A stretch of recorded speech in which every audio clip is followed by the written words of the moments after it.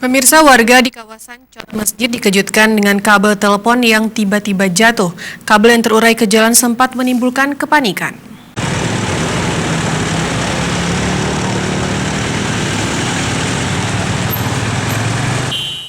Kabel Telkom yang tiba-tiba jatuh ini menimbulkan suara yang cukup keras menimpa beberapa warung warga di kawasan Jalan T.A. Tahir, Gampung Cot Masjid, Kecamatan Luang Bata, Banda Aceh.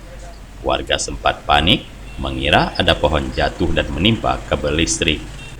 Akibat kabel yang terurai ke badan jalan sempat menyebabkan kemacetan karena mobil berukuran besar harus lewat perlahan. Bribka Marzuki, personil Polresta Banda Aceh yang kebetulan melintas, berupaya mengatur arus lalu lintas dan memindahkan kabel ke pinggir jalan dibantu beberapa warga. Ya, Pak. Ini kayaknya ada yang kabel jatuh ya. Kabel jatuh, kata yang punya warung itu dari sana mungkin ketarik.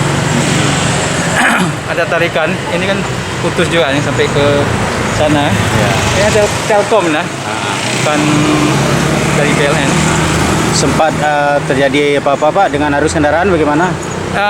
Sudah kita atur, sudah selesai, sudah lancar. Yang traktor juga sudah lewat ya. Kita antisipasi dulu sebelum ini kita laporkan ke pihak yang Telkom. Sedang menunggu petugas Telkom. Iya, ya, siap.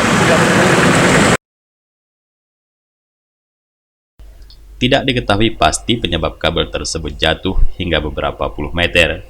Ada warga yang menduga karena ada dahan pohon yang tumbang menimpa kabel yang memang sembraut di kawasan tersebut. Dari Banda Aceh, Tim Liputan Aceh TV melaporkan.